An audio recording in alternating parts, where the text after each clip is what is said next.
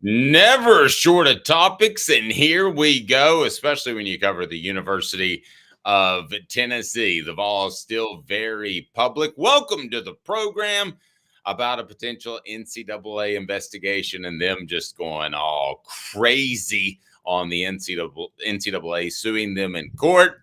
And we've got plenty to get to. Also, it seems to me that the comparison between Nico Iamaleava continues to be made between Cam Newton. I don't see it. I've seen it a couple of times out there. But anyway, and then Boston College head coach Jeff Huffley leaves his coordinator job to take a job in the NFL. Let me tell you, this is going to be an issue.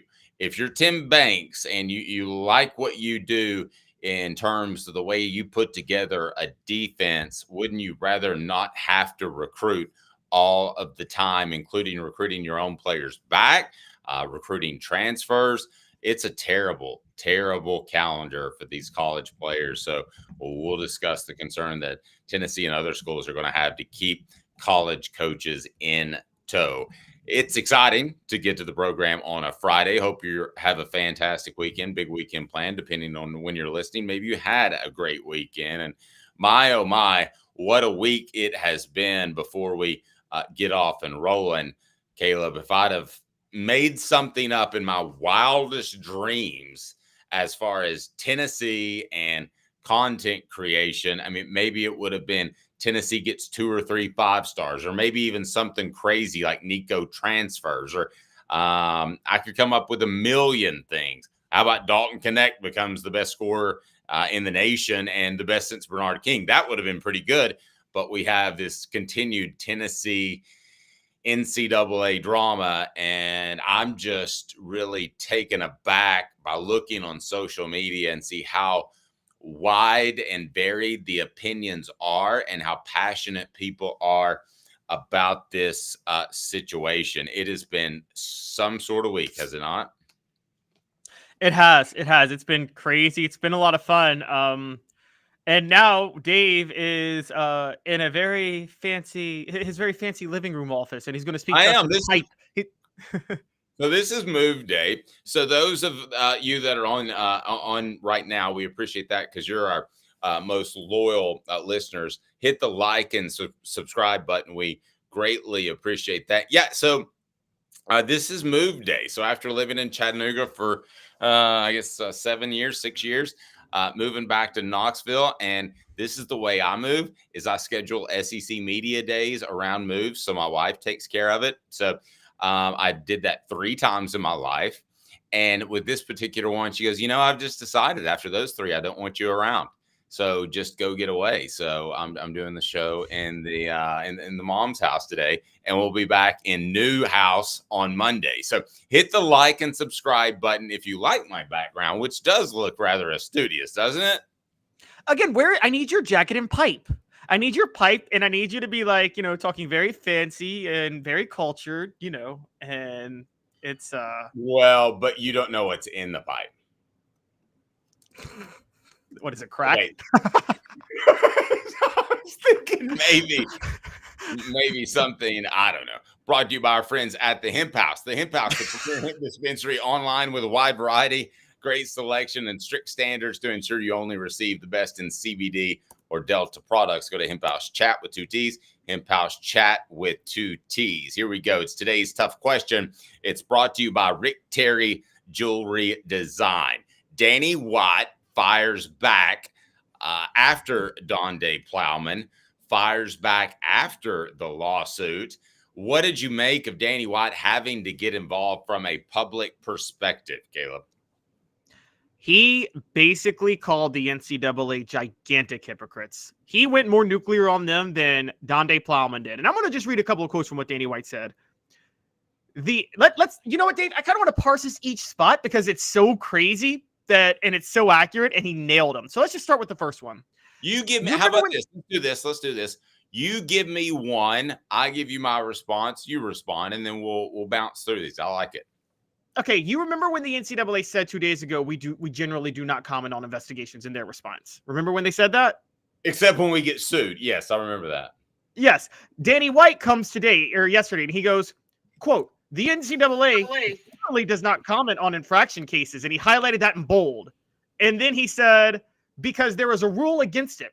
However, that has not stopped them in the past from leaking information to the media as they did this week about us. He's going outright and saying they're trying to publicly humiliate Tennessee, isn't he? And he's saying they're violating the protocol to do it. Okay, and I'm going to read it a step further. This is the NCAA that's concerned they don't have a leg to stand on legally. That's my immediate impression. So move forward. What's the next one? All right. Their actions made this ill-conceived investigation public and forced us to defend ourselves. It is clear that the NCAA staff does not understand what is happening at the campus level all over the country in the NIL space. What they're implying there is as dastardly as they come, because they are implying a leak at the uppermost levels of the NCAA. If this was a guy that was lower on the chain that leaked this to Pat 40, that would be one thing. But they're saying this is upper level leaking, which is an orchestrated effort to make an example out of Tennessee. I don't know why, but that's what that means right there. That is exactly what he is implying. So let's get to the next comment. I want to remind you, Rick Terry Jewelry Design, they want to be your jeweler looking for affordable game day jewelry. How about the Fire Opals? A Tennessee tradition. RickTerryJewelry.com, RickTerryJewelry.com. What else do you got for me there, my man Caleb? All right, now this is a big one that I'm reading right here. This is Danny White still speaking, guys. Quote, after reviewing thousands of Tennessee coach and personnel phone records, NCAA investigators didn't find a single NIL violation. So they moved the goalpost to fit a predetermined outcome. They are stating that the nebulous, contradictory NIL guidelines, written by the NCAA, not the membership, don't matter, and applying the old booster bylaws to collectives. Right. So they are changing a collective into a booster so that it fits their drive and what they're trying to do. Not until this week have we even really compared the two. To me, a collective was a businessman that had some interest in the school and wanted to help out. But ultimately, what did he care about? A profit. A booster is somebody that either wants to help his university, its athletic department, or wants to essentially, what do they call it, whitewash maybe a reputation just to get his name out there. This is different from somebody that runs a collective. At least it should be. Now, in fairness to the NCAA's stance, Aspire's a booster, right? They're not sending kids to any other school. So I'm going to call a little bit of shenanigans on that comment, but I see where he's coming from. What's next? Yeah, the thing I wanted to add, the thing with me was the statement before where he said that according to Danny White, they found nothing that violates that Tennessee did that violated rules in place at the time. So that's why they moved the goalpost to retroactively go at Tennessee. He's saying that they had. Well, no, by moving the goalpost, he's talking about turning collectives into boosters. Yes, that's true. You're right. Which he's saying he's saying they're working backwards from wanting to catch Tennessee. Is what he's claiming. He is, and it's dastardly. Again, I don't know why I use that word twice. I never use that word. But here's the issue, guys, on the message board, and tell me if you think I'm wrong, is they're allowed to go through all of this stuff, and instead of addressing it at the time, I basically just figured out this very second why Tennessee was in the crosshairs, literally. So I'm going to share it with you, Caleb, and you can tell me if I'm wrong, and God knows you've never been afraid to do so. I believe Tennessee's in the crosshairs. Why? Because the NCAA just got open books on them. They want to find a way to put guardrails on NIL. They know Tennessee has had contact with Nico and other players in NIL. They know all of those things happen. So this is the easy way. In sales, they call it low-hanging fruit. If you've got a buddy that owns a business and he needs to advertise, it's low-hanging fruit. So instead of digging into another program, they already have that information. Boom, bango. I've wondered why Tennessee was the school they would go after all week. That's why, because they already have stacks of info that you can twist and turn by saying a collective is a booster, and you got Tennessee in their minds dead to rights. Tell me I'm wrong. No, that makes the most sense. They already had a bunch of information and they could have gone at him.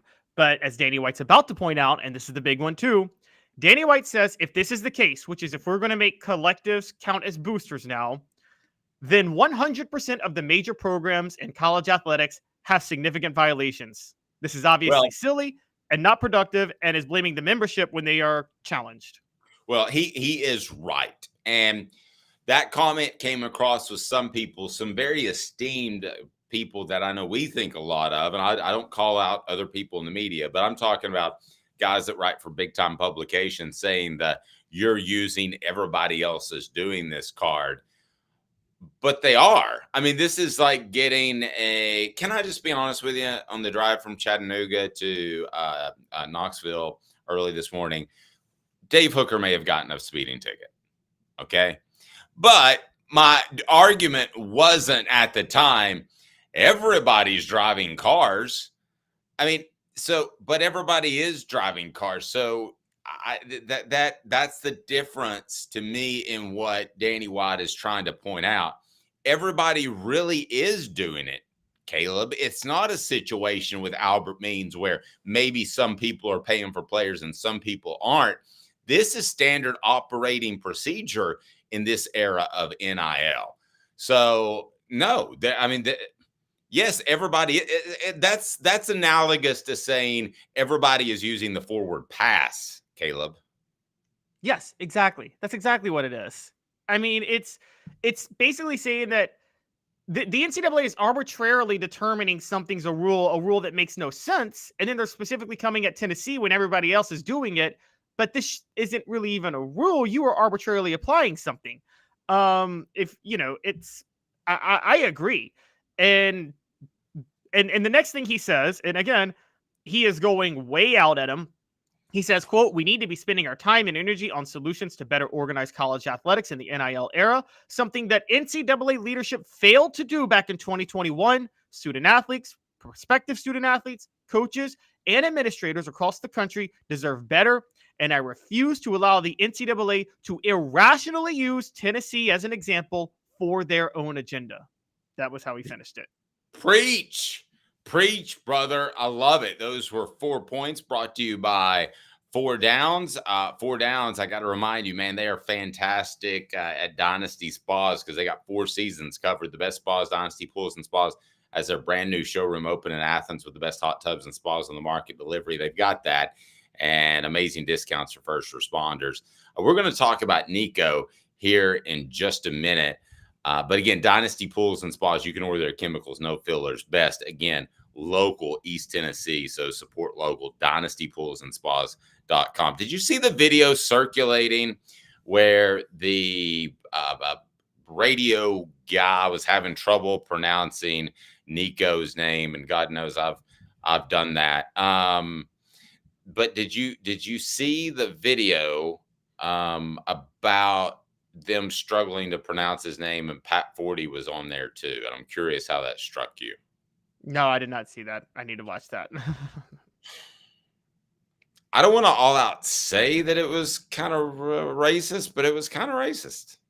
It was a little racist because we're past a point where, listen, I can make a mistake and I can say Nico Iamaleava and make an honest mistake. I've done it a lot. And I don't think that was the case here. I think they were having fun with a name that sounded different. So would it have been okay with Shamiqua Holdsclaw to say, oh, that's Shamiqua or Shamiqua or however they pronounce it now? That wouldn't have been right, would it? No, that wouldn't have been right at all. That wouldn't have been right at all.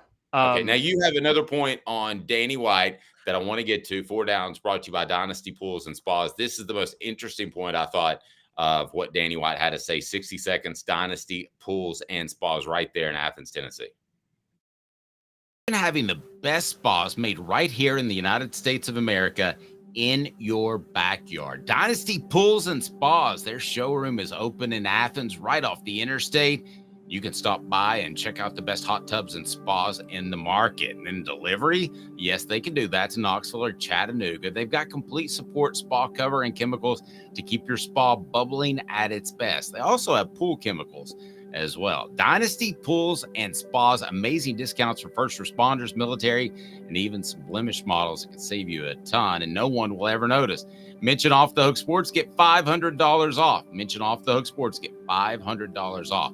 Dynasty Pools and Spas. Go to dynastypoolsandspas.com or stop by that showroom in Athens. dynastypoolsandspas.com. Dynasty Pools and Spas. Okay, so fourth down is Danny White said what? No, this is beyond the 4 downs now. This is my take on just the whole NCAA and what's happening, what Danny White's really saying, because I want to really break this down for you guys. And a lot of the hate for the NCAA, and Dave, you've been covering the college football for years, and you know this. A lot of the time, the hate for the NCAA is traditionally mob mentality. I hate them, but I can't explain why, right? There's been a lot of that over history. Like, people will complain, and then you sit them down and you ask them, well, what do you think they should fix? And then they can't give you anything, right? That's traditionally the hate for the NCAA, isn't it? Yes. Mob mentality. That's what they're trying to cash in on here. They're trying to cash in on saying, we have a lot of people on our show and everywhere else that, and you've heard it, Dave, that say NIL needs to be regulated. NIL needs to be this. NIL needs to be that. I think you and I have been consistent. They shouldn't touch NIL. It shouldn't be regulated at all, right? They should be allowed to make whatever they can make on the open market, period, end of story. Go for it. Like, yes, but you agree that a lot of fans want the Wild Wild West to be contained. The NCAA is trying to make you think that you are a hypocrite for getting mad at them for coming at Tennessee when you also think NIL should be regulated. Now, if you think NIL should be regulated, I totally disagree with you. But you're not a hypocrite, because what they want you to think is that this is against the backdrop of the idea that they haven't changed rules and retroactively applied them consistently since, what is it, Dave? Like, really, since what, about 2016? They've been rapidly changing rules every year to try to get ahead, to try to keep up, and they really just fell behind? Yes. No, the NCAA has been way behind. They're way behind on this too. On the message board, people are asking, what's Pat Forty's problem with Tennessee? I will tell you that a lot of media members, not just Pat Forty, and if you want to, you can say you're right by not allowing him to be hired, comes from the Greg Schiano thing. There are a lot of national media members. I'm not going to call out Pat Forty because I choose not to call out individual media members that will sit around at, let's say, SEC Media Days functions. And when the cameras aren't around, they'll say, those Tennessee fans, man, that Vol Twitter, they're absolutely through the roof. So could he be one of those? He certainly could. Hit the like button, hit it right now, and take a second, because I'm going to tell you a story.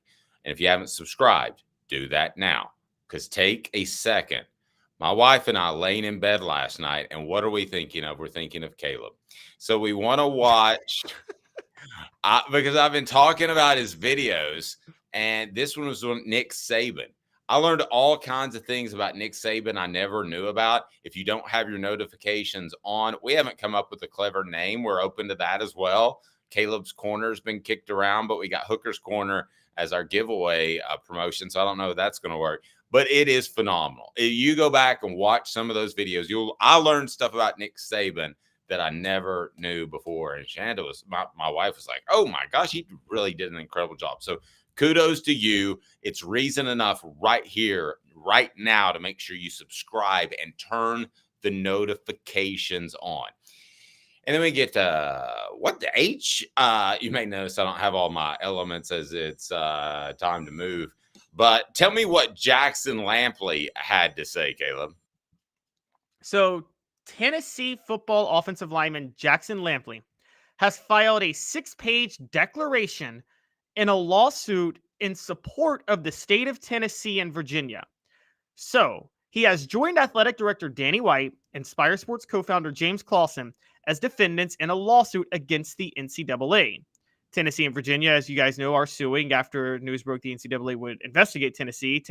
Those two states are suing over the fact that NIL being used, a ban on NIL used as recruiting tools is a blatant violation of antitrust. Spoiler alert, it's a violation of antitrust. Okay. 100,000 times over. I was actually, right before we went to bed and watched Caleb's video, which still sounds weird, I actually was sitting around at the time just before that, and I was thinking the NCAA Tennessee issue. What does Jackson Lampley have to think about that? No, it wasn't. Listen, this is just silly and goofy. He files this declaration. His dad played at Tennessee, is a lawyer, is a Tennessee booster. You have to take everything he says into an account. I've covered a lot of these things. I've never heard of going to the courthouse and giving a voluntary declaration. That was just bizarre. What is Jackson Lampley thinking today? He goes to the courthouse, has it typed out and put in there so that he can essentially. I thought at first it was going to be negative, and I thought like, this thing's going to explode. It's negative, and he's saying, but that everybody is getting money. But what he said, which is pertinent, is that, and again, I don't think you take him as any sort of strong indicator of what's going to happen. But he said every single player he spoke to as a host during visits, and I imagine he was a host a lot since he didn't have to worry about, well, I don't know, playing. But he said everyone would ask about their NIL money. Yeah, they should. Wouldn't you? Who would go into a job and say, how much vacation do I get? Do I work from home, or where's my office? And okay, take it easy, and never discuss how much you're going to get paid. I mean, to think that prospects aren't asking that question in the process and that coaches don't have to answer that is just stupid. Please hit the like button. Your thoughts on, hey, what is Jackson Lampley thinking now? So I want to add a little bit of context. For the record, the message board has brought this up. It is true. Jackson Lampley's father, Brad Lampley, is an attorney in Nashville. I'm going to read what Jackson Lampley said.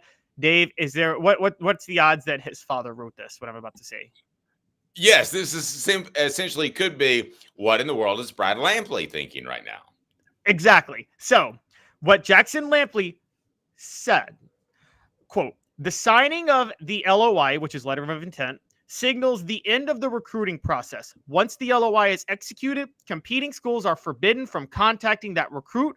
While many athletes provide non-binding verbal commitments to a school prior to signing the LOI, that does not necessarily signal the end of the recruitment process. Recruits still have the power to reconsider their commitment, and some recruits make it clear that they are still willing to hear from other schools, thus potentially shopping one opportunity against another. And then he says, in my observation, NIL has become one of the top factors that current recruits consider when determining where to go to school. Exactly what you said. Oh, okay. Now, Smoky Mountain Red, and I love you, says all calculated to keep pouring on. That's true. But what if this opens it up where Jeremy Banks is somewhere and he's like, I think I'll go down to the courthouse and tell them what I think about NIL. I don't even like how this opens up the floodgates that you can go down and make. Did you even know that you could go to the courthouse and make a declaration towards a lawsuit? I've never heard of that. Well, okay. I think where it's relevant is it does help because this is all about players. So it does help to have a player perspective backing you. And I think they picked Jackson Lampley. Look, I'm just going to tell you what this is. His blood runs orange, Caleb. I mean, how yes, he's not going to take this into account. No, they picked Jackson Lampley because his father is an attorney. And okay, can I go a little conspiratorial here for a minute? Not you, never. Could this be almost as I've told you guys 1,000 times, Tennessee has an issue at left guard. Could this almost be I will start you at left guard this year if you go do this for me?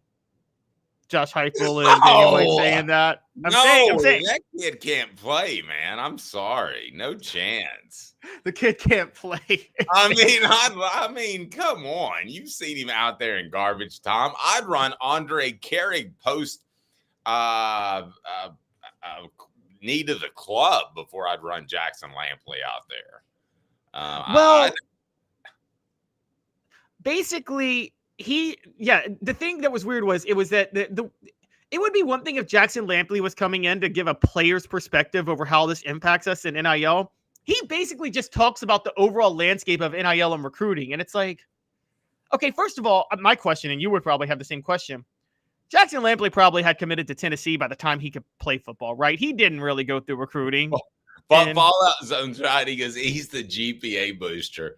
I remember one time when Tennessee took a guy, and if you want to do the research, you can. It's a 3-star prospect, and he was the nephew of one of Tennessee's bigger boosters. There was Haslam, and then there was a second tier of about 5 guys.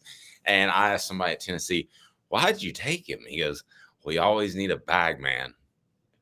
It's easier to get money to current players if you have a guy on the team that has access to a lot of money. I was like, you didn't mean to tell me that. And he goes, that one probably slipped.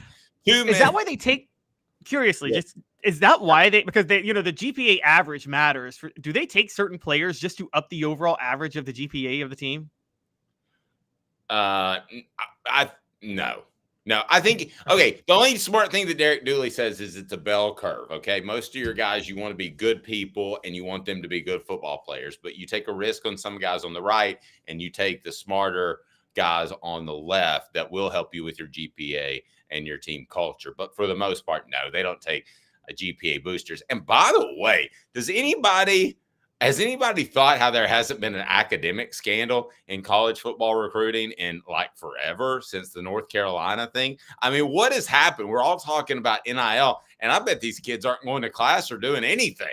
We'll talk more about that, whether they need to go to class, because nobody seems to pay attention. Oh, wait, just one last funny thing on this, because I am known as the resident Liberty University hater, but they showed a thing on their football team having a 2.96 cumulative team GPA, and they tweeted out and said, getting it done in the classroom. I'm like, I don't think a 2.96 means getting it done in the classroom. That means like hitting the bare minimum of getting out of the classroom.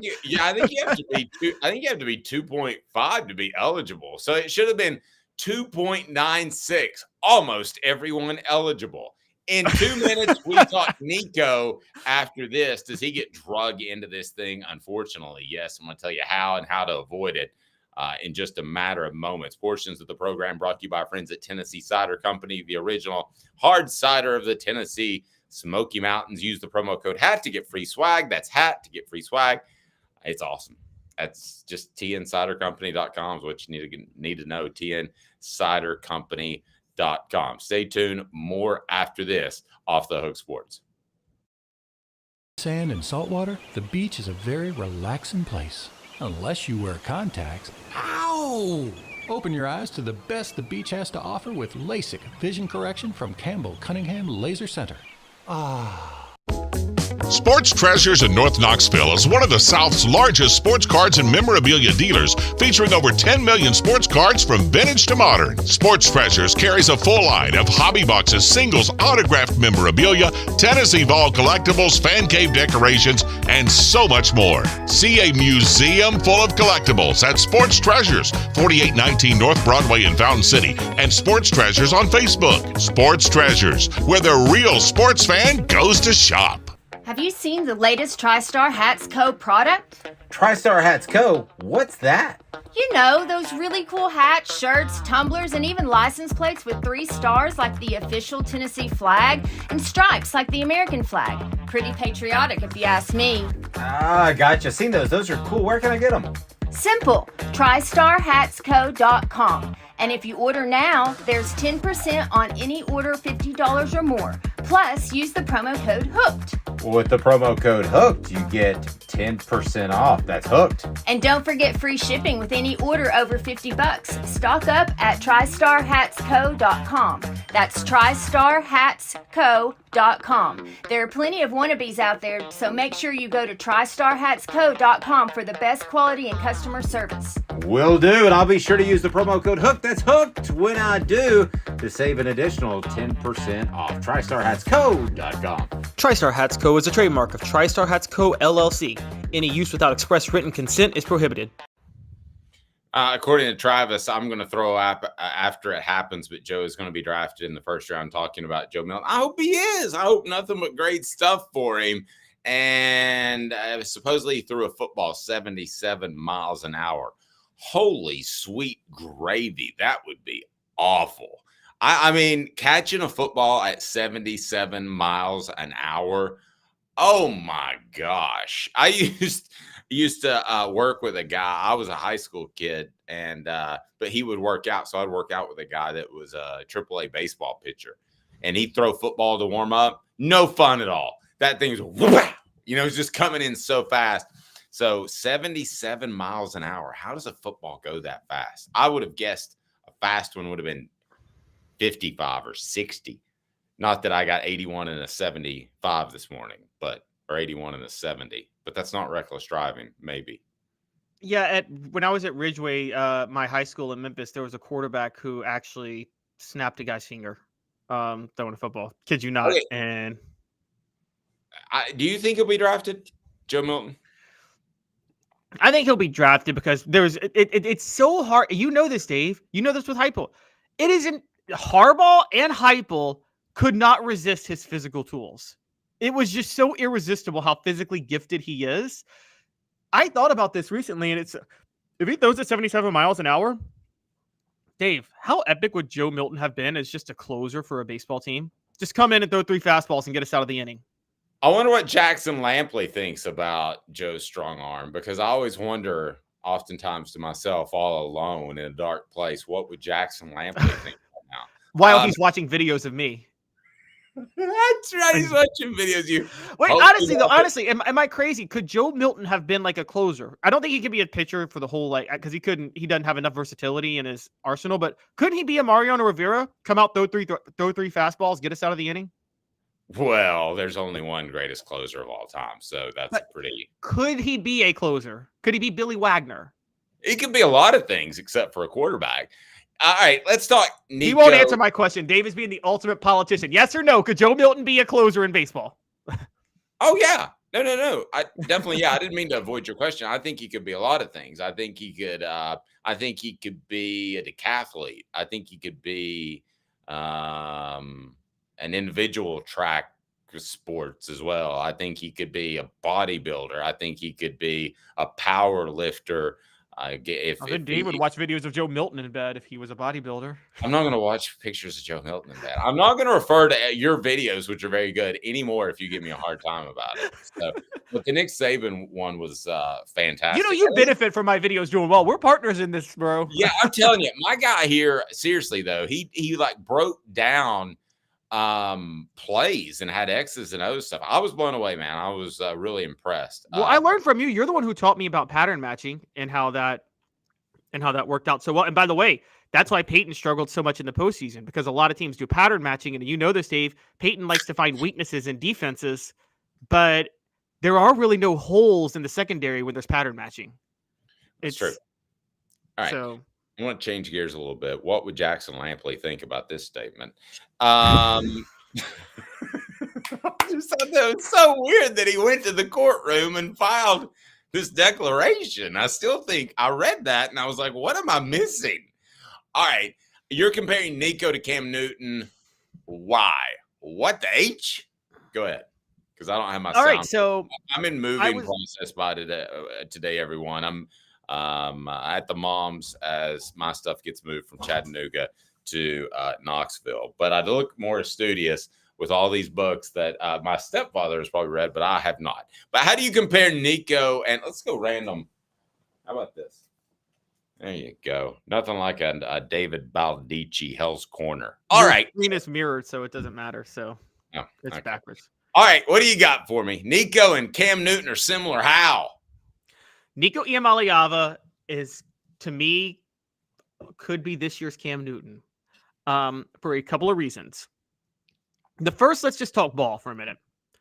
When you talk about quarterbacks created in a lab to run the right system, doesn't get much better than Cam Newton to Gus Malzahn, does it? No, that was perfect. Yeah, that was a better marriage than Urban Meyer and Tim Tebow, wasn't it? That was the greatest marriage in the history of football, Cam Newton and Gus Malzahn. I would take Tebow, but you could argue it either way. I mean, Cam Newton's 1 year was better than any of Tebow's years at Florida. Oh, yeah. I just thought you meant matching the offensive system. I would take Tebow. Oh, okay. So you're saying that maybe it's more like it was Gus Malzahn and Cam Newton, but it was mostly just Cam Newton, is what you're saying. Yeah. That guy, I saw him run the first time, and break loose in his fluidity and power and speed. Somebody mentioned Josh Allen. That's not a bad comparison, except that Josh Allen can play football and play quarterback. Oh, for Joe Milton. For Joe Milton, we're being clear. But except Josh Allen also misses easy throws. Stephon Diggs wide open over the middle. Sorry. But okay, so the reason I bring up Nico and Cam Newton is this. Nico is the other quarterback going to a system he was created in a lab to play for. Mm-hmm. It's like Josh Heupel became an evil scientist and went to a lab, was like, oh, let me design my quarterback. And came out with Nico. And at the same time now, what's happening? Bombshell, his 1 year starting at Tennessee, that he could be in some NCAA trouble. Or the school could be in some NCAA trouble for issues revolving around him. Well, wasn't Auburn in NCAA trouble for issues revolving around Cam Newton? But here's what you're doing. I just don't like that you're drawing him into this. He didn't do anything wrong, and I don't think anybody thought they were doing anything wrong. No, you're right. Well, I don't think Cam Newton, I don't know how much Cam Newton knew. That was Cam Newton's father that was shopping him around, not necessarily Cam Newton. Right. But so it's the same. Here's my thing. Nico wasn't being shopped around. He committed early in the process, and you knew he was going to be a Tennessee guy early. I mean, they didn't send Austin Price out to California just for the food trucks. Well, what I'm saying is both quarterbacks were are now unfairly scrutinized from the NCAA. No. Here's where your comparison is not apt. Clearly, Cam Newton was being shopped. I knew that before everybody else did. Nico didn't think he was breaking any rules. I mean, they knew they were breaking rules. But Cam Newton, yeah, but what I mean is Cam Newton wasn't shopping himself. His father was shopping him. Like, his father was shopping him from school to school, basically. And so that's where I'm at. And by the way, I don't think they did anything wrong. I think Cam Newton, let's call it what it is, Dave. We probably think Auburn gave him $80,000, right? Yes. Is that not the greatest investment in the history of college football? Yeah. Yeah. You spent $80,000. I think $2 million solid. I don't think you're going to be able to do that moving forward. And I say that, Caleb, because I think you're going to pay. Here's the way this is all going to settle out. You're going to have to pay your current players and some transfers. By the way, Roto22 says over 100 people watching, only 4 likes is crazy. Come on. Hit the like button. Smoky Mountain Red says, reminds me of Juicy. That's right. You remember him? Juicy Locke, who was fantastic. Juicy Locke, the guy who was Eric Locke's dad. Do you remember Eric Locke? Oh, I remember Eric Locke having transferred to Tennessee from Alabama, but I don't remember Juicy Locke. Okay. Nico's dad is 100%, 180 degrees opposite, 100% different than Juicy Locke. Juicy Locke would just go in Philip Fulmer's office and sit there until he talked to him, which at the time was a violation because it was a non-contact period. So what are you supposed to do? Have security remove him and not speak to him? How bizarro was that time? I mean, to think that Juicy Locke was the most bizarro thing that happened during the Fulmer era, and it seems like we get something more bizarre each and every week with this group. All right. Travis says he might unlike it. Hit the like button. That hurts, Travis. All right. So more Nico Cam comparisons I don't think are good ones. You guys should be excited because what this means is Nico is going to have a historic college football season and lead Tennessee to a national championship while he wins the Heisman. Also, the other part of this is another one. Here's a big comparison, by the way. Here's a huge one. Cam Newton was on a team that was solid, but not loaded with NFL talent. We agree with that, right? Like Cam Newton was like, so there were about 6 other guys that were probably NFL players. Okay, yeah. By the way, if anybody else is sick of the fact that Caleb's comparing Cam Newton, who's a jackwagon, to Nico, just let me know in the message. How's Cam Newton a jackwagon? He's saying all kinds of stupid stuff about Brock Purdy right now. He's not a good analyst. He should. This is one of those where what is he good at except for being big and running around? He wasn't even a great passer. He was an above average passer. I'm glad Lamar Jackson. First half Lamar Jackson NFL, not second half. I just don't. I wouldn't want to be. I think that you're talking about the difference between, okay, I think you're talking about the difference between a Peyton Manning and a Ryan Leaf. I think one happens to be good at football because God said you're going to be great at football, and the other works extremely hard at it. I don't even like the comparison of going there. I think Cam Newton did work hard at it. I think Cam Newton had a shelf. You're right. He needed his athleticism, so he had a shelf life in the NFL because he was never going to be an accurate passer. Just never was going to be. So once he lost his step, you just couldn't have Cam Newton on your team anymore. I'm bringing up that being said, Travis says Brock Purdy might be the 10th best San Francisco 49er. I mean, he really might. He's not. I would take Jawan Jennings over Brock Purdy. I'd keep him. Okay, that's stupid. All right. What about Nick Bosa? Nick Bosa or Brock Purdy? You got to get rid of one. All right, hit the like button, guys. Subscribe. Okay, all right, the reason I'm bringing this all up is because... Okay, here's the other thing that their family was looking for money when it was dead to rights illegal. You could argue it's illegal with prospects now, but there's a big gray area. Cam's family knew they were all cheating. I'm not trying to create a 100% pattern here. I'm saying there's 3 ways they're similar. They are both at the center of an NCAA probe, fair or not, their fault or not. They both are quarterbacks going to a system that you and I both agree they were created in a lab to play for. And they both were on teams. As you know, Cam was on a... You would agree, Dave, that this Tennessee team that Nico is, he's not surrounded by NFL talent, right? He's got a few guys, but it's not like NFL talent all over the floor, all over the field, like Alabama, Georgia, LSU. It's not like what Joe Burrow had at LSU. Nowhere close to that. Yeah, where are you going? He's got more talent than Auburn. Do you think this Tennessee team has more talent than the 2010 Auburn team? Offensively, I don't think they have more talent top to bottom. Okay, well, that's where I'm at. Is what I'm saying is that Cam Newton had to be that important to uplift the whole team, whereas Nico would be a similar way where, yes, he's got some talent around him, but if they win a championship, it's because Nico. Don't get me wrong, LSU won it because of Joe Burrow, but Dave, I got to be honest with you. I think a mediocre quarterback could have won the national title for LSU that year. I think they just happened to have a great quarterback with that team because they were so loaded with talent.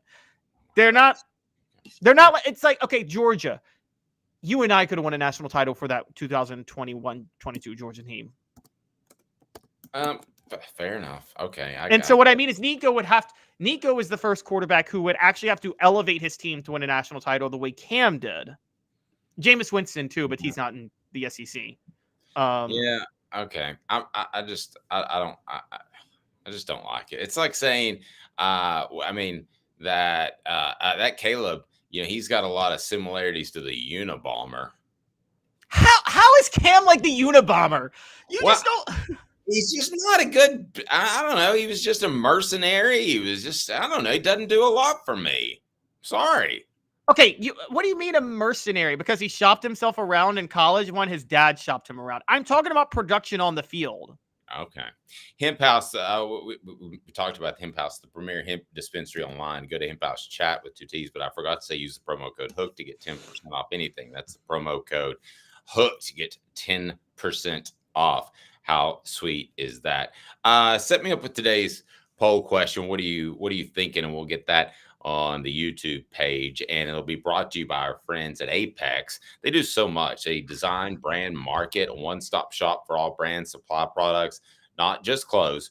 Man, they've got it your way, and they do it right. Unique products to promote your business, signage, promo products, giveaways, uniforms for your business, spirit wear. Just go to yourapexapparel.com, yourapexapparel.com, or call Tyler, 865-919-3001, 865-919-3001. So what do we got?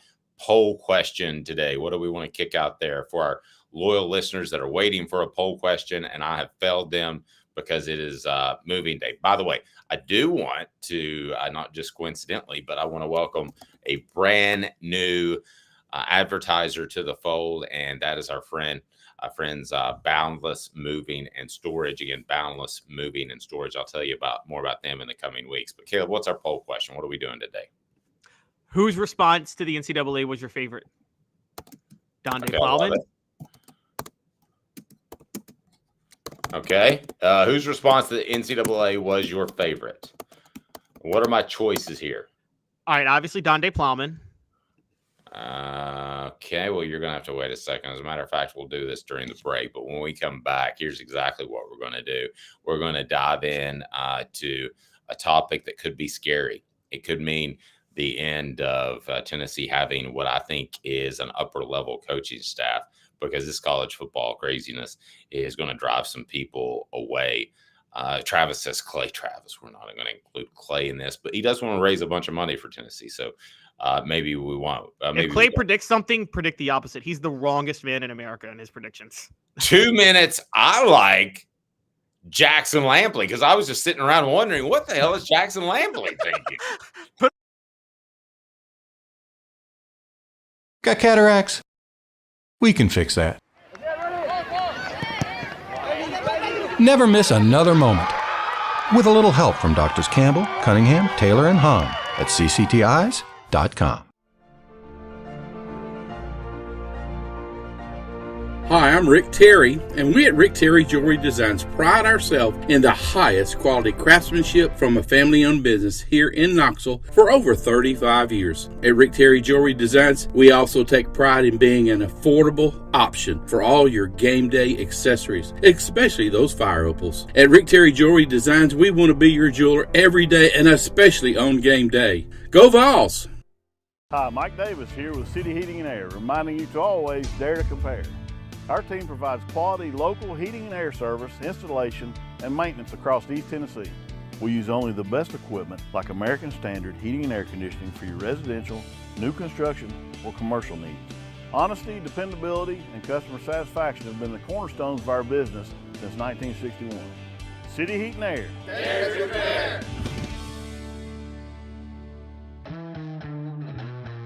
We believe every day is a good day to be thirsty. With free samples on draft and lots of flavors to choose from, Tennessee Cider Company prepares a hard cider that's easy to enjoy.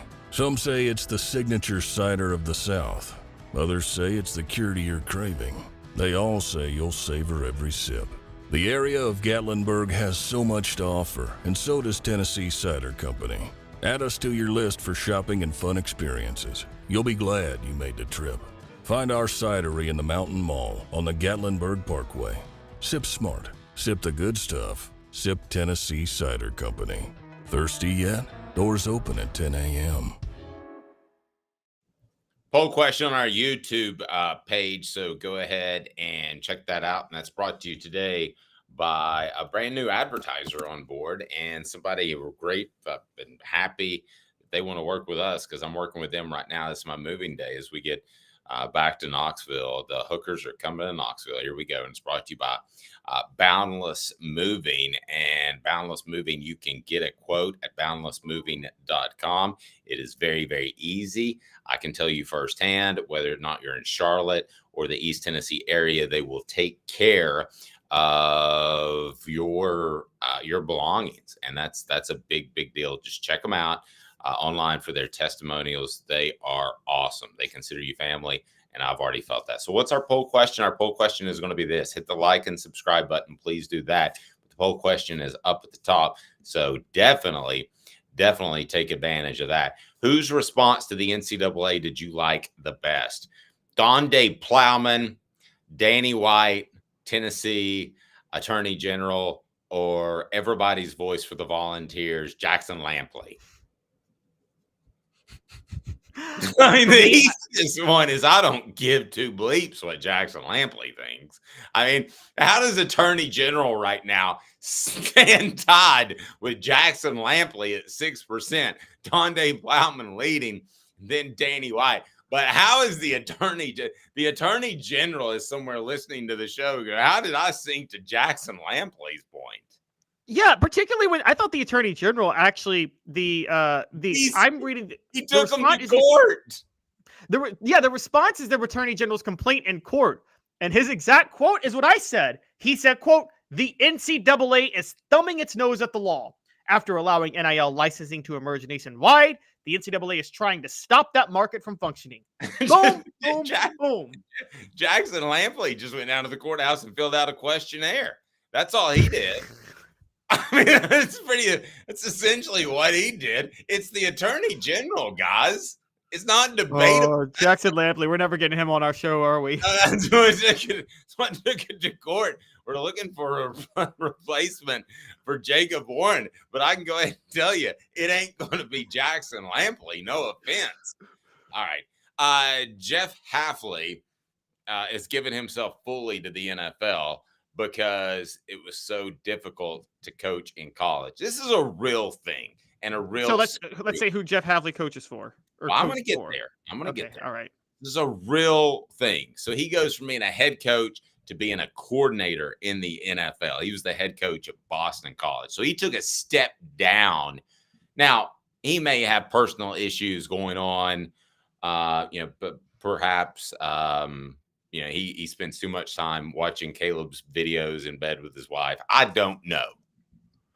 But the way it reads to me, and based off scouts and coaches that I talk to, it's that coaching in college is absolutely horrendous.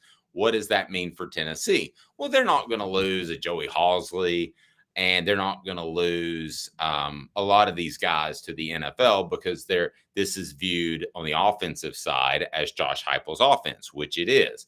So while Alex Golesh would be an example of moving up, they think that he can replicate that offense. You're not going to take that chance in the NFL. Where it could affect Tennessee, what if Tim Banks is like, man, I'm drawing up some good stuff. And I think he is. I think as far as an X's and O's guy, that he's drawing up stuff that's almost as good as Josh Heupel is on offense. And you can call me crazy if you want, but I think it's that good. I just think he's had limited talent. I think he's doing great stuff.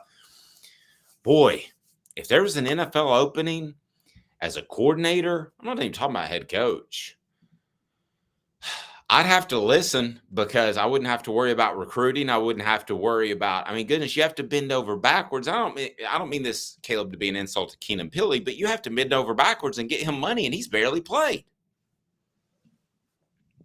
Yes, the era of NIL is, we think about head coaches, but it's so taxing on coordinators. But guys, let's be clear about this.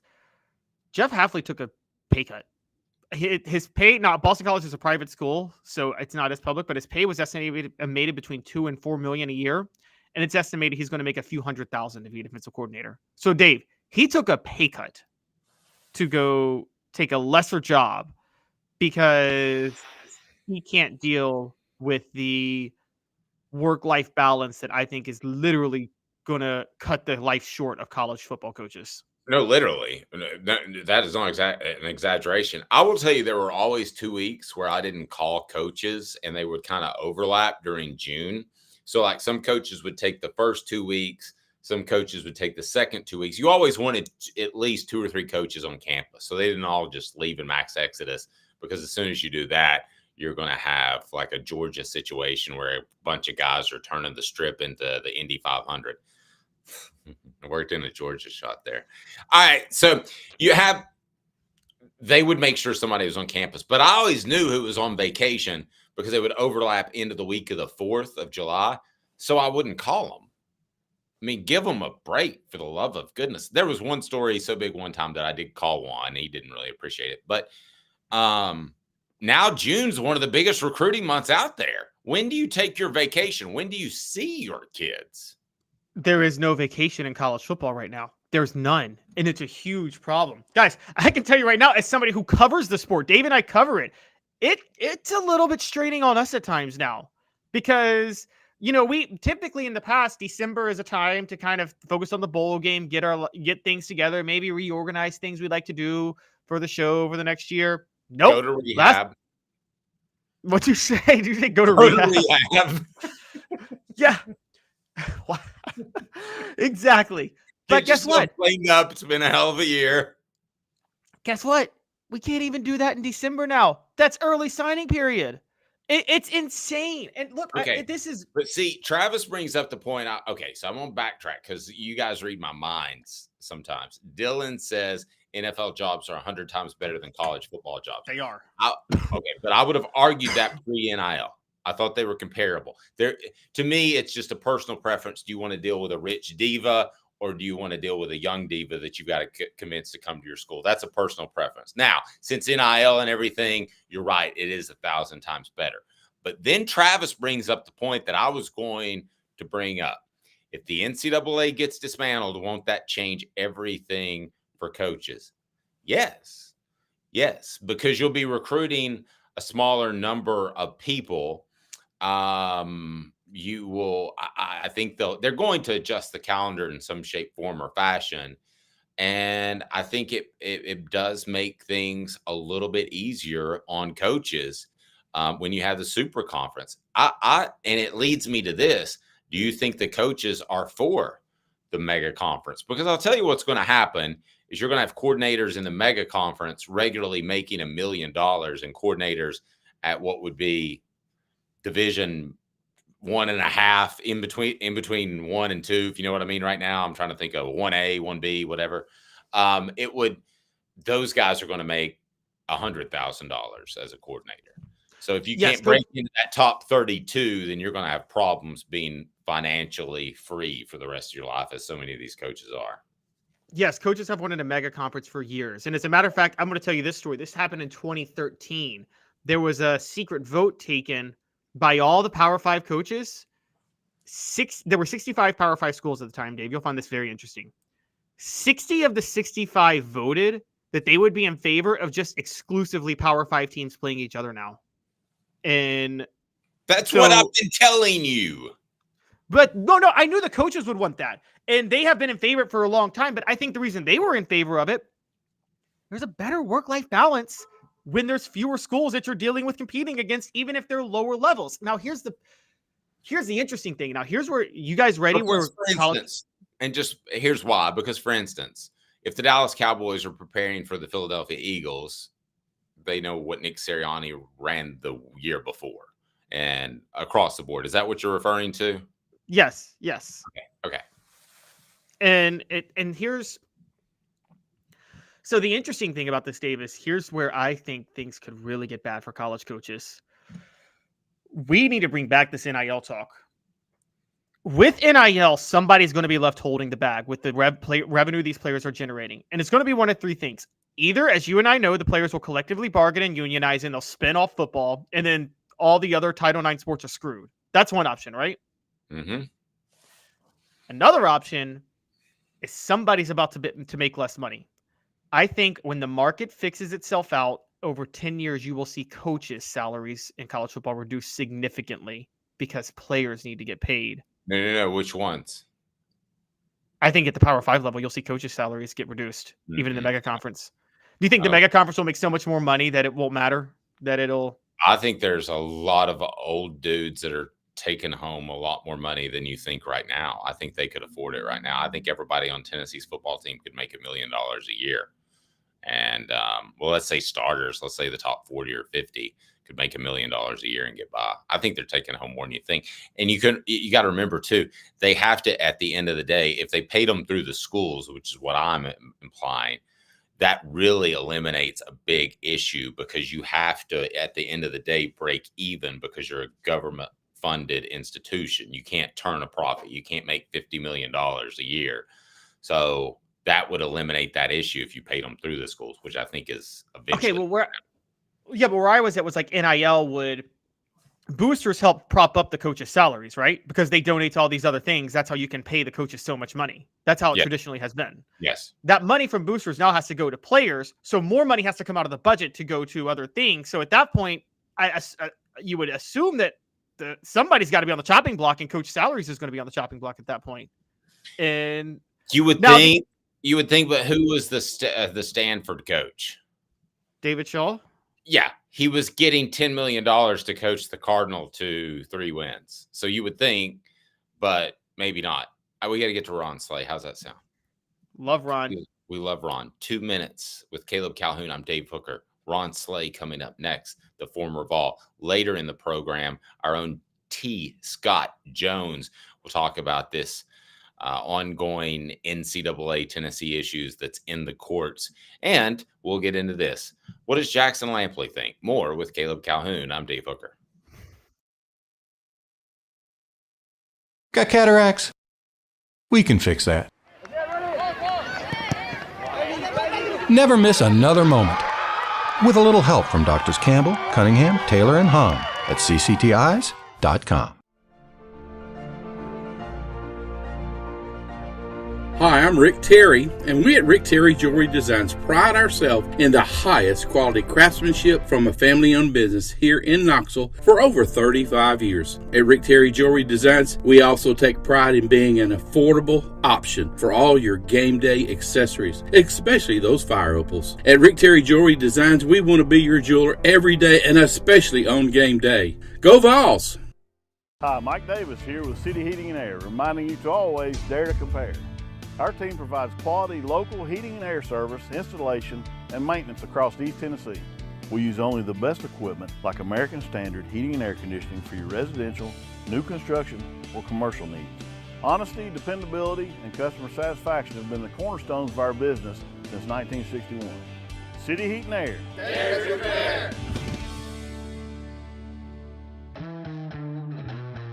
We believe every day is a good day to be thirsty. With free samples on draft and lots of flavors to choose from, Tennessee Cider Company prepares a hard cider that's easy to enjoy. Some say it's the signature cider of the South. Others say it's the cure to your craving. They all say you'll savor every sip. The area of Gatlinburg has so much to offer, and so does Tennessee Cider Company. Add us to your list for shopping and fun experiences. You'll be glad you made the trip. Find our cidery in the Mountain Mall on the Gatlinburg Parkway. Sip smart. Sip the good stuff. Sip Tennessee Cider Company. Thirsty yet? Doors open at 10 a.m. Let's go ahead and get right to it. Ron Slade joins us now. His appearance is brought to you by Dynasty Pools and Spas, and he's feeling the flow. Ron, how are you, sir? What up? What up? What up? What up? I'm good, man.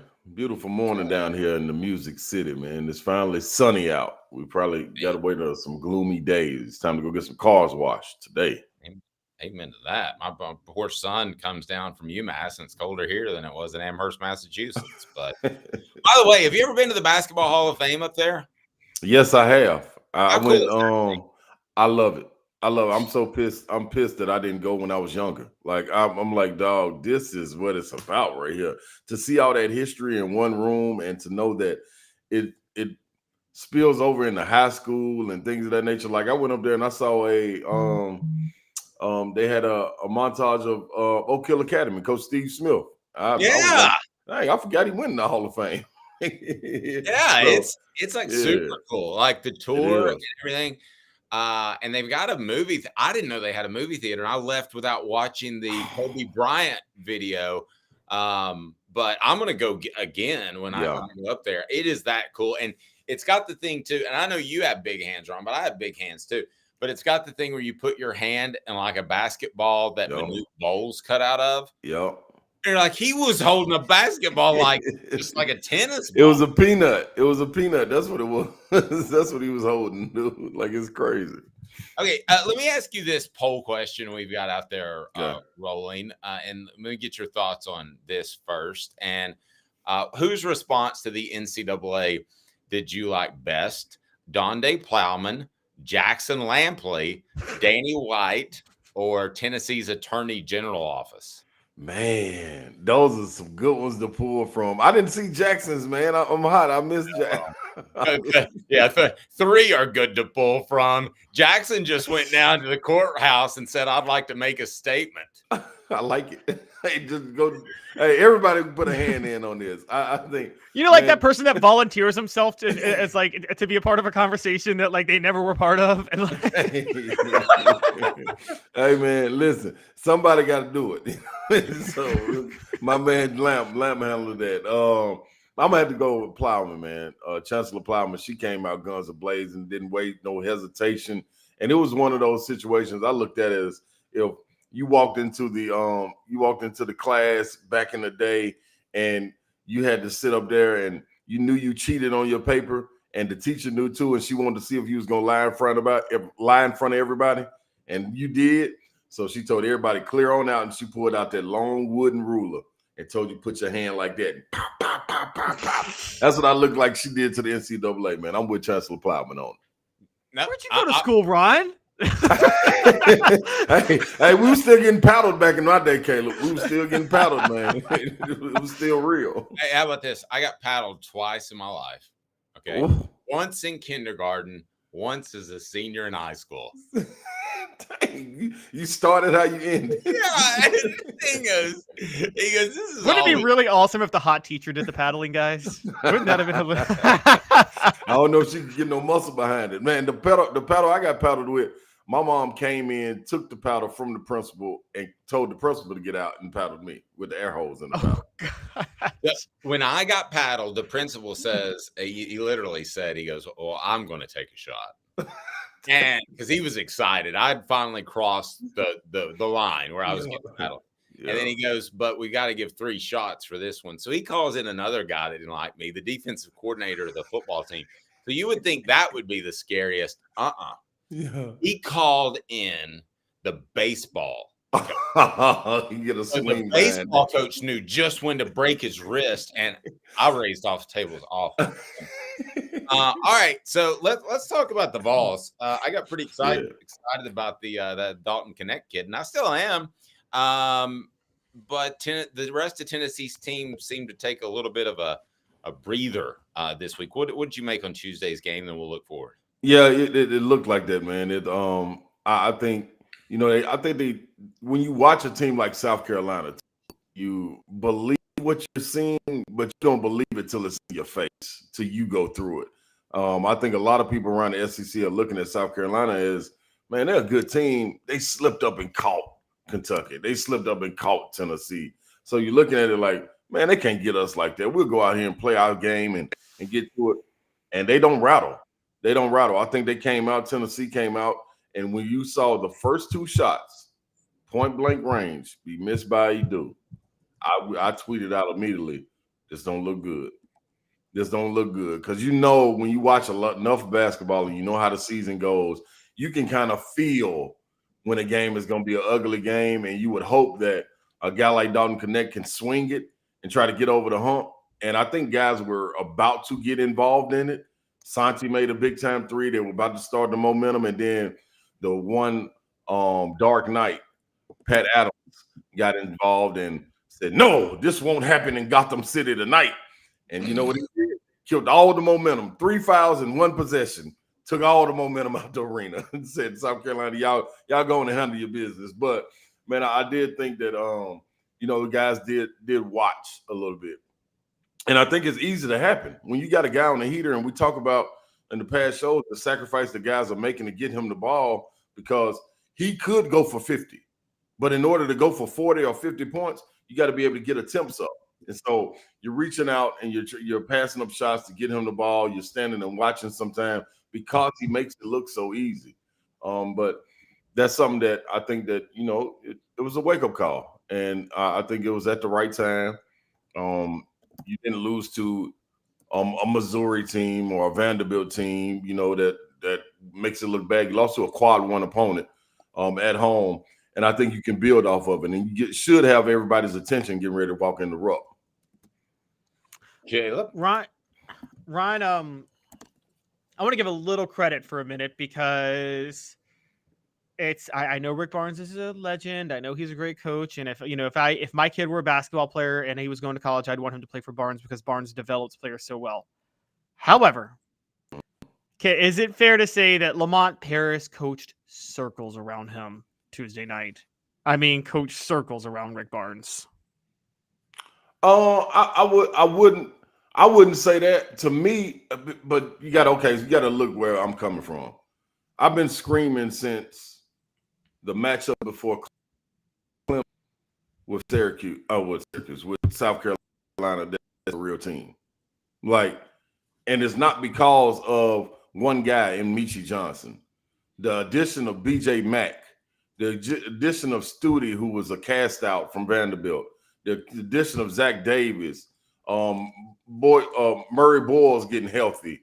You got some guys that can play, and you got some veteran guys, and then Taylon Cooper, I think, is the unsung hero, dog. This young man does not get rattled. So as much as I could give it to Lamont Paris, and I'm not taking anything from him, but man, I'm gonna throw it at the players. Like Talon Cooper did not get rattled not one time. Anytime Zakai Ziegler is pressing you, he makes you play out of whack and not be able to get into your offense. Talon Cooper acted like he was Magic Johnson and almost put Zakai on his heel. You know what I'm saying? Like, I'm cool, man. You're not taking this ball. I'm getting this to where we want to get to. Okay, shot clock's running down. Bring it up here. Let's go pick and pop. BJ Mack, you pop out. Let me get on the way to the cup, get to my spot, pull up and shoot. That composure that he played with, I thought resonated throughout the entire team. So I do think Coach Paris did a phenomenal job of coaching. But, man, I'm giving it to the players. Them boys did not rattle. When every time a shot needed to be made or UT felt like they were going to get some momentum, they came back and made a play defensively, made a shot. And UT helped them by missing layups and free throws. But you can't – that's not getting an asterisk beside it for me. I'm giving it all to the players. They outplayed them. Right? They outplayed them. I don't think it was nothing Coach Barnes could do coaching-wise or anything. Man, they went out there and beat them boys on the floor without any questions, and they stood toe-to-toe with them and did not blink. In Thompson-Boling, where that defense will smother you without question. We've seen people fold from it. Them boys – South Carolina's a team. Oh, Ron, I think we lost there. Yeah, Ron, it seems to me that sometimes you broke up just a little bit. Sometimes you lose, but sometimes you get beat, and those can be two very different things. Very much so. Very much so. Y'all got me now? Yep, we got you. The only thing I was bringing up with Lamont is I agree the defense was smothering, but that was a scouting report where Lamont realized if we just stay patient, eventually Tennessee backs away from the corner, and that corner three is wide open every single time. I mean, that was yeah. What was the video? What was the Super Nintendo game or the Nintendo game back in the late 80s where the corner three was wide open from Double the glitch dribble. on the screen? Double dribble. Oh, yeah. Double dribble. I dominated. That was that South Carolina game. Yeah, I dominated the double dribble on Christmas morning so much that nobody else in my family would play me. And the thing I love about double dribble is it's the only game that's named after a penalty. That's true. Have you ever thought about that? I mean, it's not. not. Yeah, it's not Madden Face Mask 2026. Yeah, that's right. Yeah, remember the breakaway graphic screens where they'd slow-mo dunk? It looked like we were watching a live version of Double Dribble on Tuesday night. Lamont parents were like, just wait. They're going to leave the corner three wide open. And this is what it was. You're right about that, Caleb. You spot on about that. That was patience in them knowing that using Tennessee against themselves, knowing that the defense will load up on one side, help side would come way over, and having the confidence like, okay, guys, when that ball skipped, don't hesitate. Shoot the ball. I don't care who it is over there in the corner, shoot the ball. And it looked like they're working on it. So you spot on about that, Caleb. You are absolutely right. Absolutely right. Hey, at what point I'm not dogging Rick Barnes, but at what point, like Lamont Paris, I got to know pretty well in the Chattanooga area. Would you like to see maybe a young up and coming coach that was a little bit innovative, a little bit different? Do you ever think along those lines? Because I know you're a big Barnes guy like me too. Yeah, I do think about along those lines. But I think more so along those lines. Like I like the position he's in. I just think maybe if you don't evolve, yes, I would like to see it. But I think with the guys that he has on staff, like you have enough youth right there and innovative thinking that they can come up with something. Like I don't know why we don't get to see these guys when you got all these horses press more. You know what I'm saying? I think that right there. And that South Carolina game, the game was played so slow when we're talking about double dribble and things of that nature. Like Tennessee is best. Zakai is best when he's aggressive, getting downhill. So to me, that's the problem. Sometimes I don't think it's getting stuck in your ways, but I think you get stuck on what's worked for you in the past. So do I think some new innovative thinking would help? Yes, but he has it right there on the bench. Like you got guys that have been involved in the grassroots program. When you talk about Rod Clark, you got Gainey there. Like you got guys that evolve and talk to other coaches around the league and around the country, and they know how to get it done.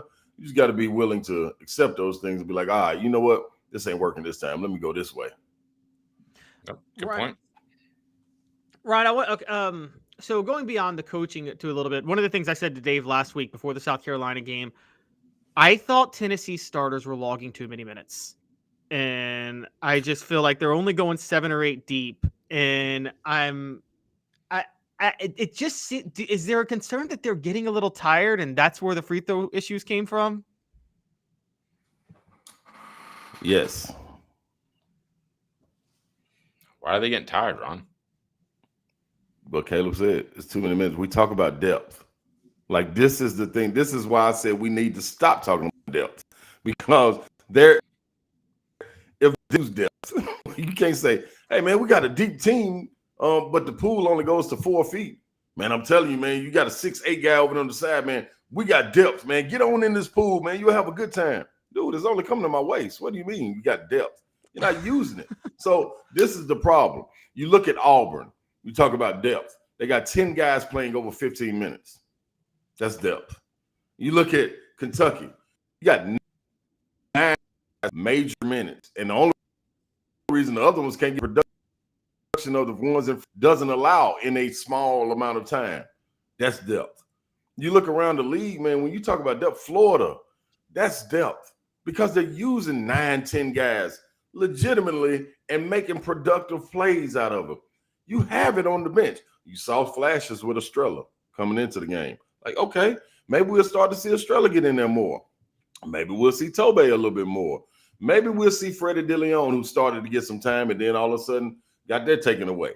I don't know. It's like the only people you can depend on coming off the bench right now is Gainey, Jemai Mayshak, maybe Tobey. Maybe, but it's like, dude, that's not deep. So that's another thing. We're gonna have Isaiah Victor on our show today. And when I went up there and watched them play in the spring, the first thing I said was, golly, dude, this team right here, it kind of reminds me, outside of the front court depth, it kind of reminds me of when I played. Like, we had some real depth, but we used it. Like, we could literally say, you know what, this first 5 ain't going, and do a platoon sub and bring in 5 more, and that 5 looked like they should have been the starters. I think Tennessee has that, but you don't use it. So you don't have it. If you don't use it, you might as well not have it. Like, you got to get into that. Okay, so why is Rick Barnes not using the depth is my question for Ron. Yeah. His appearance brought to you by Dynasty Pools and Spas. He'll answer that question in 60 seconds. Having the best spas made right here in the United States of America in your backyard. Dynasty Pools and Spas. Their showroom is open in Athens, right off the interstate. You can stop by and check out the best hot tubs and spas in the market. And then delivery, yes, they can do that to Knoxville or Chattanooga. They've got complete support, spa cover, and chemicals to keep your spa bubbling at its best. They also have pool chemicals as well. Dynasty Pools and Spas, amazing discounts for first responders, military, and even some blemish models that can save you a ton, and no one will ever notice. Mention Off the Hook Sports, get $500 off. Mention Off the Hook Sports, get $500 off. Dynasty Pools and Spas. Go to dynastypoolsandspas.com or stop by that showroom in Athens. dynastypoolsandspas.com. Dynasty Pools and Spas. All right, Ron. So Rick Barnes is an experienced coach. This is a deep team. You saw it. You said as soon as you walked up on the court, first time you saw this group, why aren't they utilizing their depth? The depth, I think, is young. And I think the problem with it is Rick Barnes has always been a prove-it-to-me coach. You earn what you go get. So through practice is where you're supposed to be able to earn your playing time. If it's not going well in practice, you don't get the opportunity in the game. Now, some people are game time.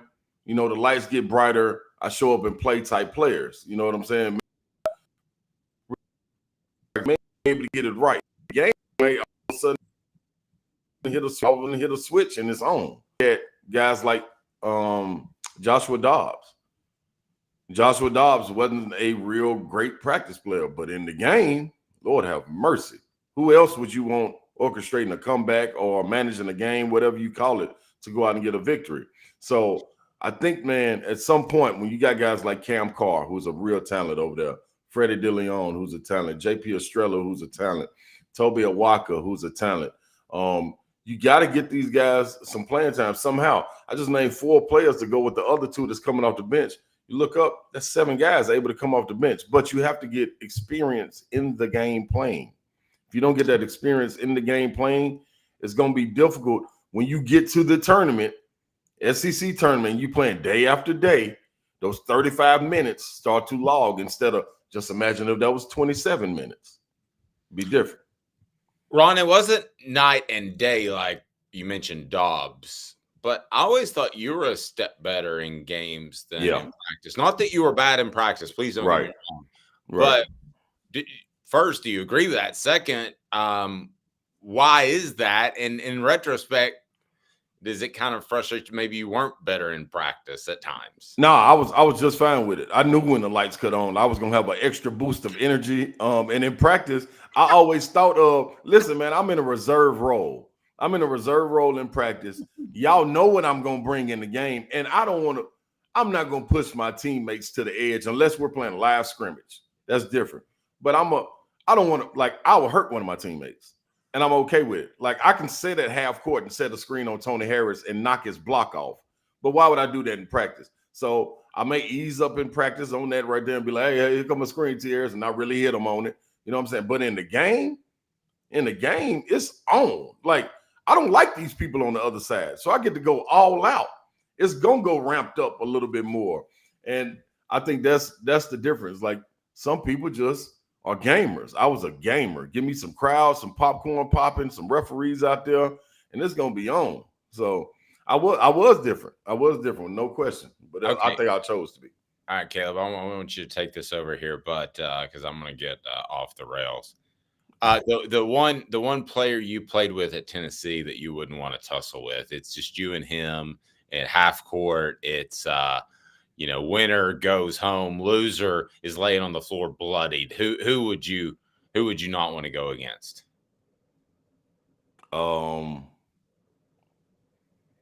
Man, I don't know if I would like to go against none of them, man. All our players was cutthroat. Like, you did. Now you may have not been the most disciplined group of all time, but you guys had some tough SOB. Yeah, like I'm talking, and nobody wanted to lose. So whether it was gonna be bite a toe off, cut a throat, it didn't matter. Like, somebody was not walking out of there, and it didn't matter. Picking up things, it was no CJ Black was one of the quietest guys on the team, and he'll do whatever to win.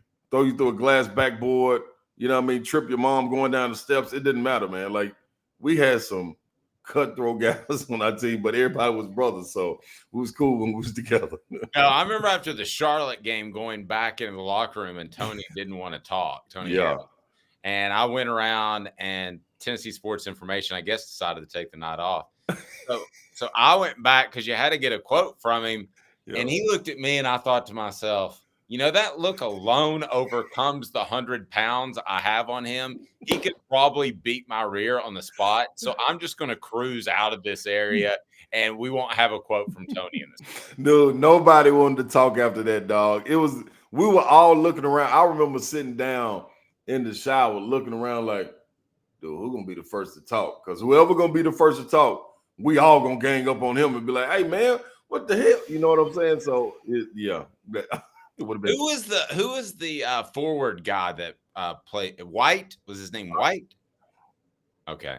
Ron, I listened to I actually listened to you on a podcast a while back, and you explained what happened with that team. Apparently, the minute y'all tried to get disciplined was the minute it went off the rails. You lost your edge, apparently. We went downhill. We had a team meeting, dude. Team meeting to get everybody together, like, quit partying, like, let's lock in, let's do extra work, this, that, and the other. And we went on one of the biggest, I would say, debacles in the SEC history to me. With that you all had a lot of team meetings to get things done that year. I do remember Roddy White, though. That was his name, right? Yep, Rodney White. Yep. Rodney White. Okay. I remember this was like one of my worst journalism moments is I'm sitting there recording him. And I said, I've got my recorder for those not looking on our video platform. And I said, you guys seem pretty confident. And he goes, yeah, we're confident. We feel like if we play our best, good things can happen. So I hit stop, put my recorder in pocket, and he goes, and I'll go ahead. He thought it was still recording, and he said, I'll go ahead and tell you we're going to win. Mm-hmm. He was a cocky dude. What are you doing? Nah, so he made it to the league. Me and him became actually cool friends, man, because when we were both in Italy at the time. And we had a mutual friend in Joby Thomas. Joby Thomas played on that team. Number 31, white kid shooter, man, could shoot. One of my best friends. I just did a podcast with him, and we were talking about this. So Rodney White, man, played a long career, probably about 8 years in the league. Came over to Italy, got some money, had the same game. We talked about them times too. You know what I mean? So he was going out of his way to make a prediction, and I accidentally hit the stop recording button. But yes, you should have played that, Dave. We needed that fire lit. Ron, wait, what happened? We never asked what the players thought about this, because we always hear about what the fans thought when Jerry Green told the fans to go to Kmart. Yeah. When you guys heard that he said that, what was going? Were y'all just like, "Oh my God, now this is just going to make things worse," or did you kind of feel like, "Let's rally together with it"? No, we honestly thought, like, man, dude, he got our back.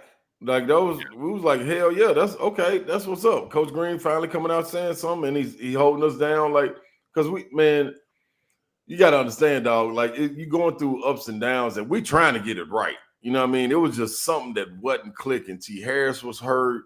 Like, you were hearing a lot of outside noise. We were expected to do big things. You had different guys emerging.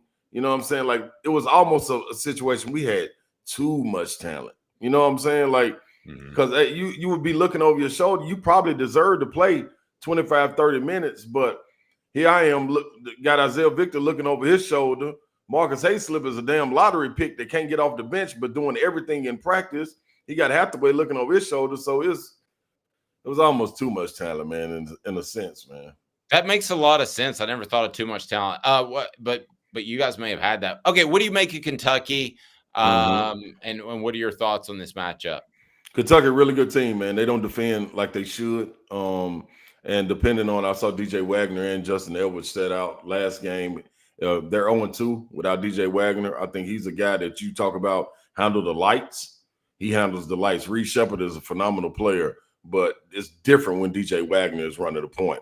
Him and Dillingham and Shepard get to play off the ball and come off the bench and don't have to be thrust into that starting role. But that 7-footers all bring something different to the game. I think when you've had your biggest troubles is when you have a big man that's giving a dude trouble. And you know, they've been able to run off. They got 3 7-footers, and they got Terrence Mitchell who can go get busy. There's going to be you're going to have to hit the boards hard, and you're going to have to get back in transition, because when they get out and open run from 3, 2, anywhere, got to be able to control the tempo. And I think the Vols can go up there and play. They should have their attention. Dalton Connect should be hard to handle. But I think the other guys have to go and play their ball, aggressive style of ball, in order to go get a victory. For whatever reason, I feel like this is a guaranteed win. I just feel like they bounce back. I feel like that too. I feel like this is the perfect storm going through it. And then let me tell you this too. I think it's something to be said for the youth of Kentucky, not seeing what it is to play older players. The reason South Carolina had an opportunity to beat them, there's some older veteran players. The reason Florida had an opportunity to beat them, there's some older veteran players that don't get routed. Tennessee should be able to be doing the same exact thing. And I think that's when you see Kentucky have a little bit of trouble, when they have to slow down, think a little bit, and not just free fall play. You know what I'm saying? Ron, you're the man. Tennessee's house nowadays, isn't it? Hey, dude, the last 20 matchups, 10-10. So all this, the little kitty cats, I don't know what they talking about. Like, Big Blue Madness and all that. Y'all can shut all that down. Have a good weekend, buddy. I appreciate you as always. Ron Slay, the one, the only. And coming up, we're going to dig more into this, the whole situation, how this gets to be a legal battle about NIL. T. Scott Jones is going to join us from Banks & Jones. Ron's appearance brought to you by our good friends at Dynasty Pools and Spas in Athens. They got the showroom, and they deliver, and the show represented by T. Scott Jones at Banks & Jones, Tennessee's trial attorney. Play to win. Banks & Jones? Well, it's because they're Tennessee's trial attorney. You can play to win with Banks & Jones because they'll go to trial. You've heard of other lawyers. They say they'll go to trial and fight for you. They won't. They just want to settle. That's the easiest way out. Well, that's not Banks and Jones, led by T. Scott Jones. They won't settle. They'll go to trial for you. Tennessee's trial attorney. They play to win. Truly, Tennessee's trial attorney when it comes to criminal defense or personal injury. Why settle? It's Banks and Jones. T. Scott Jones. BanksandJones.com. All right, let's go ahead and bring him in now. T. Scott Jones joins us. Hey, Counselor, guys. How are you, sir? Oh, fantastic. I was enjoying listening to Ron there. I mean, talk about going up there to Rupp, Big Blue Heaven, that's proud of my Vols. Well, yeah, and but between you and Ron, man, there's a guest lineup on this show like no other. Well, I tell you what, he just sort of set the stage, and perhaps they won't listen too much to what I've got to say, but hopefully we give a little bit of knowledge. Okay, I want some knowledge because I was texting you last night, and I was writing a column about how this whole NIL thing gets into a legal matter. So for those that maybe don't understand, they just realize it's going to court. What is Tennessee fighting for in this situation? Well, I mean, obviously, the NCAA kind of threw down a gauntlet there, and we're sort of in this brave new world with NIL, and you start looking at the various decisions and what we're expected to know or not know about it. I personally don't think Tennessee did anything wrong. I think that the NCAA and what they are attempting to do is very, very oppressive under the circumstance. And I mean, we introduced this money in these NIL cooperatives in there so that these young men and women could receive some recompense for their participation as student athletes. And then we're just going to kind of, loosey-goosey, start changing the rules midstream. I mean, it's tough to play a game when you don't know the rules. And it's not knowing the rules because you're ignorant. It's because they don't exist. I mean, it's kind of the wild, wild west. Yep, agreed. Caleb? Yeah, so I wanted to ask, it seems like there's we talked about this yesterday. There are two fronts Tennessee's fighting on. The university is fighting in the sense of what you were talking about. They're like, these rules, we didn't break any rules, and you guys are changing the rules on us. What are we supposed to do? But then the state of Tennessee and Virginia are fighting on a different front, which is to say, these rules are just straight up illegal, aren't they? Which is that it's a blatant violation of the Antitrust Act, isn't it? And do you think they have strong cases? It is basically extracting the teeth out of the NCAA. I mean, for years and years and years, they were kind of for lack of a better term, dictator. And, if you wanted to basically play at that level and have your university participate in it, you didn't have any other choice. I mean, they were a monopoly. And so I think that's what you're seeing out of these lawsuits, because I think we're seeing sort of folks and particularly states sick and tired of being dictated to by the NCAA. And if it was something where they were being reasonable and saying, let's have a round table and let's put some rules in place or something of that nature, and we're going to grow and learn, it's just kind of like they're an oligarch. They're just kind of slapping the gavel and saying, hey, this is it. And, this is what we're going to do. So I think you're right, Caleb, as far as on two fronts that, the state's saying, you just can't do this. And I mean, these individuals, when we gave the individual athletes the ability to contract with these NIL cooperatives, I mean, that contract is going to, in my legal opinion, trump the NCAA relative to those rules. I mean, there's certainly certain things that can't be done, which would be obvious. But as far as that contractual right that individual athlete has, that right, in my opinion, is going to be held, at a higher level than this NCAA just kind of unilateral, hey, we don't like what you did, so we're going to drop the hammer on you. Let me ask you this. T. Scott Jones joining us with Banks and Jones, Tennessee's trial attorney, play to win when it comes to personal injury or criminal defense. Will take care of you. I worked that in there. Yeah, that was kind of good. I mean, my ego, did you see my head kind of swole a little bit? That's right. Does age matter at all? And I think I know the answer to this. So if somebody's a savant at 14 years old, they can go be a professional piano player or that sort of thing. I mean, the fact that he's younger and he's not yet a college football player, he's a high school player, allegedly taking a private flight from California to Knoxville. Does that matter? The age part matter at all, do you think? I think that's a little bit of a red herring, Dave, simply because, we've had, if you will, savants, athletes that are just tremendous at a young age for a long time. And so I don't think they ought to be treated any different. I mean, you kind of wonder where the NIL stops, i.e., we're talking about in college athletics, but I mean, kind of take it to the nth degree. I mean, we're going to see it evolve into high school sports. I mean, then is it going to be middle school sports where kids are getting contracts or something of that nature? But no, from the standpoint that I could see some protections being put in place simply because when someone's not the age of majority after the law changed at 18 in the United States, that something to preserve that money. But other than that, as far as the ability to contract, I don't think so. Is it? Go ahead, Caleb. I got to follow up to this, but go ahead. So speaking of that, we're talking about the players' rights and the Antitrust Act and things like that. But it's something that could be dangerous for the players. I want to ask, which is this. Is there really even any way for the NCAA to step in and say, we need to regulate these collectives? Because what happens if a collective locks an 18-year-old in for a really bad contract that, they have to pay them certain amount of money, even after they go to the NFL? Is there any type of regulation that can happen on that? Or is it just, look, NIL, it is what it is, and you just got to be smart about it?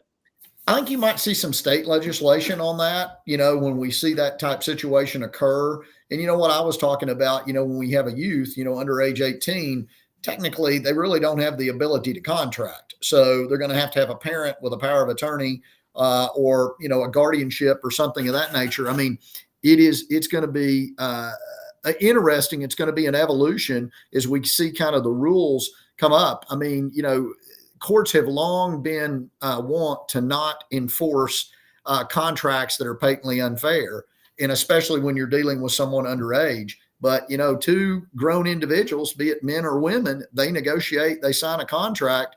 I don't know that they wouldn't hold that as being enforceable unless it was just something patently illegal with regards to it, where you've got the amount of money being made off of the athlete and the compensation that they actually see at the end is so small, something of that nature. But I do think there's going to have to be some rules put in place. I just don't think the NCAA is the one to put the rules in place. Yeah. You've hinted at this. I think it's the end of the NCAA if Tennessee wins. Yeah, I think so too. I mean, it is one of those situations, and they're going to fight. They're going to fight tough because, I mean, reality of it is there's a ton of money, and folks fight when there's money involved. And in this particular situation, I think those contractual rights, as I mentioned earlier, they're going to trump sort of the omnipotent NCAA coming in there at the last minute and saying, hey, we don't like this flight. We don't like that. Let me ask you this, and this is going to take a second to explain. So in 2022, I was visiting with Greg Sankey, the SEC commissioner, and nobody had asked him the time frame of when some of these rules might be put in place and implemented. And I said, well, what kind of time frame? He goes, well, Congress has the midterm elections to worry about now, and then they've got the actual election in 2024. And I'm like, whoa. So you're not talking about weeks or months. You're talking about years. So I have a problem with Eli Drinkwitz in Missouri being able to sit in the room and being part of a negotiation when you can't do that in other states and you can't in Tennessee. So could a conference like the SEC or Big Ten enforce a set of rules across the board, or does it ultimately have to come from the legal system? I think it's going to have to come from the legal system. I mean, you can cooperatively agree to a set of rules, when you join the SEC. And if you want to bind your institution and agree to those rules, I think that those member universities could. I don't think they can be constricted as far as rules that are now coming up that were not in place when they joined the league. So it's going to be interesting. I mean, there are so many questions out there that, way more questions than there are answers. And I think we're going to gradually see it go where we get some clarity. But just like what you mentioned, we've got different states with different rules. So I got a present for you. You want to see it? Sure, absolutely. All right, check this out. Caleb, you'll get one, but you're going to have to pay. All right. So what? Okay. can I make that a little bit bigger? Can you guys see that at all? Well, I can see it's a shirt. Notice I haven't put my glasses on. It's yeah. Oh, we got the shirt part. State of Tennessee versus the NCAA. Absolutely. Yes. Do you love that shirt, or do you? I do. That's like, that was awesome. Yeah, play to win. You know what? I am proud of the state, and I am proud of our university for not sitting back and basically, being a limp dish rag and saying, you know what, NCAA, you're going to clean the floor with us. Oh, mercy us, mercy us. I don't think they did anything wrong. And I think they took the tact that I think is appropriate under the circumstances of just calling them out. And that's what happened. I mean, and, it may have been one of those situations that the NCAA didn't think that was going to happen, especially given our just recent history with the NCAA, in which basically we self-policed. I mean, I liked what Donde said when we talk about, Tennessee takes care of business. They'll report themselves if they've broken a rule or something of that nature. I mean, we don't need to have just rules randomly foisted upon us. And I'm proud of Tennessee for that. Amen to that. We're proud of the relationship and very happy with the relationship we have with you. Thanks so much for your insight, even on legal matters on the show. And when I've got a question, I can reach out. If anybody has any issue with personal injury, criminal defense, they need to keep you in mind. Thank you so much for what you do with the show, and have a blessed weekend. Take care, guys. See you, Caleb. See you, Dave. Bye-bye.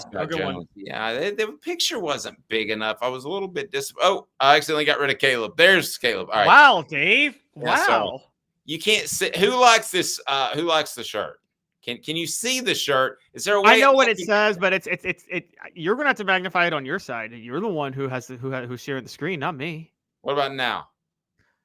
It's better. It's better now. Yeah. Can you see exactly what it says then?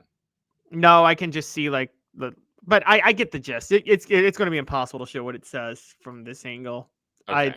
You got to take the L, Dave. It's Tennessee and Virginia against the NCAA. We'll have that shirt available on our merch store. Do you all like it on the message board? Can you see it? Because let's just say I got a lot of hooker shirts I want to be giving away. I don't want to be giving away a lot of these shirts. Say that. But I see what the first person that says that's an awesome shirt, I'll hook you up with one. But you gotta be able to see it. All right, he's Caleb Calhoun. I'm Dave Hooker. This has been a presentation. Mead Drinker likes it. Thank you, Mead Drinker. I think this is an awesome shirt that takes the world by storm. For Caleb, I'm Dave. Have a fantastic day, morning, evening, weekend, whenever you're watching. This has been a presentation of Off